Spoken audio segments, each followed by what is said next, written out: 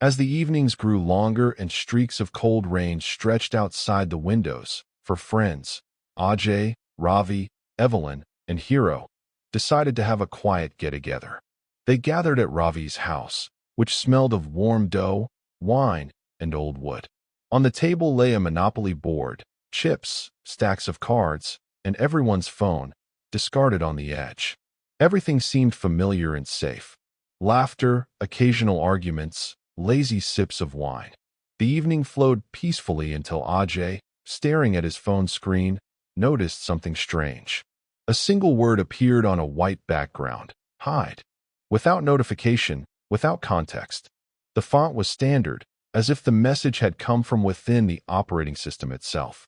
He touched the screen several times, but it didn't respond. The power button didn't work. The white light seemed to have a life of its own, cold and blinding. The air around them grew thick as fog, and the sounds from the television suddenly faded.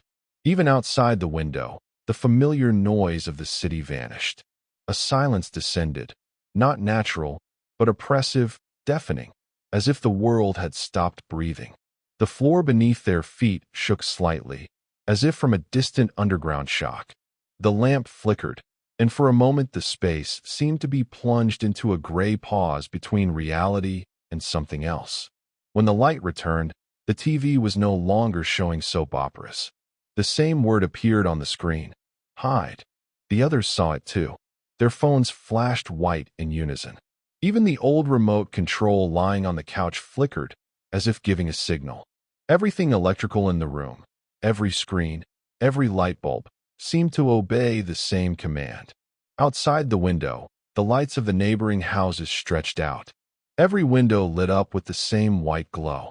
People stood motionless, staring at their devices, as if someone had turned off their will. No one walked down the street. The cars had stopped, and not even the wind stirred the trees. This was a warning.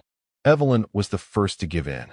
Her hands trembled, but her body acted on its own. She walked to the closet, flung the door open, and hid, like a child believing the darkness won't touch someone who isn't breathing. The others hesitated for only a second, then followed her. The cramped space of the closet smelled of dust, old clothes, and fear. They sat, listening to their own breathing and the occasional beating of their hearts. Maybe 5 minutes passed, maybe an eternity. Nothing happened in the world beyond the door. The tension slowly eased. They almost began to believe it was just a prank or a massive network error. But suddenly, a knock rang through the apartment. At first softly, then more insistently. Someone was standing at the front door. A female voice called the owner's name. The voice sounded familiar, but distant, distorted, as if it were coming not from the hallway but from an old recording. Then there was silence. Complete, dead silence. Even the clock stopped. At that moment, the messages on the phones disappeared. When they decided to leave, the house looked the same. Only the air remained thick and cold. Ravi approached the door, peered through the peephole, and recoiled. His neighbor's body lay in the hallway. Her skin was gray, her eyes open, and the white screen of the phone in her dead hand still glowed. A new word flickered on it. Again, panic swept everything away. Everyone rushed in different directions, as if that would save them. The rooms filled with the sound of footsteps and the rustle of breathing. The world again became viscous, like a dream, where every movement requires effort. After a few minutes, everything was silent. The white light disappeared, and they emerged, alive but broken. The television turned on by itself. The word break slowly appeared on the screen. It looked harmless, but it felt like mockery. They felt like someone was watching them, as if an invisible spectator were watching their reactions. The silence didn't last long.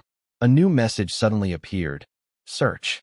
The screens began to crack. The glass on the phones became covered in a web of cracks, but Ravi's old device remained undamaged. He spotted it under the game board. There, among the chips and cards, the phone flickered with another message: smile. They complied. And at that moment, the lights softened, the air warmer. The white screens went dark. It seemed it was all over. But a new phrase appeared almost immediately. Specify a victim. An invisible timer ticked on the screen. Fear became palpable. Time passed. No one understood what was being asked of them. They looked at each other, seeing despair and confusion in their faces. The timer was counting down. An inner voice told him he had to make a choice. And then Ajay remembered his dead neighbor. He walked to the door and, without looking, pointed at her lifeless body. At that very moment, the timer stopped. The white screen flickered, and a short, terrifyingly mundane message appeared. Good game. The light returned. The electricity came back to life. Everything looked the same. The Monopoly board, the chips, the money, the glasses of wine lay on the table. Only the air was different, tasteless, dry, as if something invisible had passed through them. They sat in silence, not daring to say a word. At first glance, it was all over, but inside each of them, there was a feeling that someone or something was watching them, continuing the game whose rules only they knew. Minutes passed, maybe hours. They rearranged the chips again, as if wanting to return to the familiar flow of things.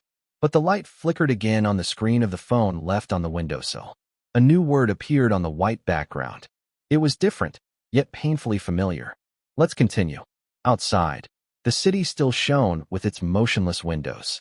White rectangles of light stretched to the horizon. Not a single person moved. The world seemed frozen again, awaiting the next move. And somewhere in the silence, someone watched them, patiently, coldly, with the curiosity of a player who just wants the pieces to be back on the board.